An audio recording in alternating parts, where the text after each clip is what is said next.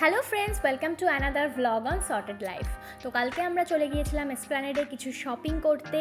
And যাওয়ার সময় রাস্তাটা ভীষণ সুন্দর ছিল, মেঘ করেছিল, রাস্তাটা দেখতে দারুণ লাগছিল। আর কিছুক্ষণ পরেই প্রচণ্ড বৃষ্টি নেমেছিল, তো আমাদেরকে একটু ওয়েট করতে হয়েছিল।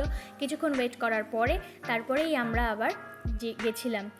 আর এবার চলে গিয়েছিলাম এসপ্ল্যানেডে আমি এতটা ভিড় এক্সপেক্ট করিনি, সিরিয়াসলি। যেন মনে হচ্ছিল পুজোর শপিং সবার স্টার্ট হয়ে গেছে। যদিও পুজোর কালেকশন এখানে চলে এসেছে, তাও আমি এতটা এক্সপেক্ট করিনি। আর এখানে আমি চলে গিয়েছিলাম কিছু কুর্তির দোকানে, আর এটা দেখছিলাম কালেকশন ভালোই ছিল, বাট এখান থেকে আমি কিছু নিয়ে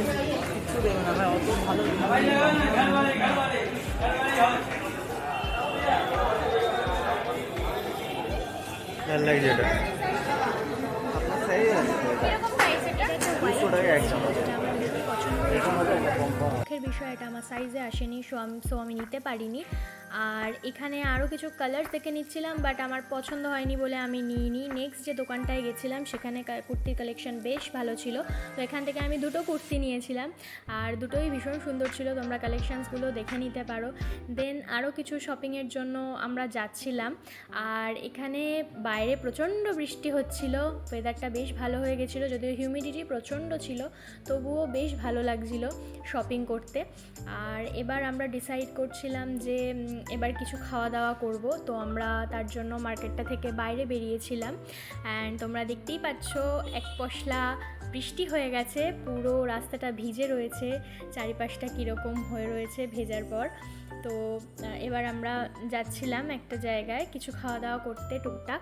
তো আমরা চলে গিয়েছিলাম, আর আমরা অর্ডার করেছিলাম একটা পাপড়ি চাট আর ম্যাঙ্গো লাস্সি। তো ম্যাঙ্গো লাস্সিটা ভীষণ ভালো ছিল, পাপড়ি চাটটাও ভালো ছিল।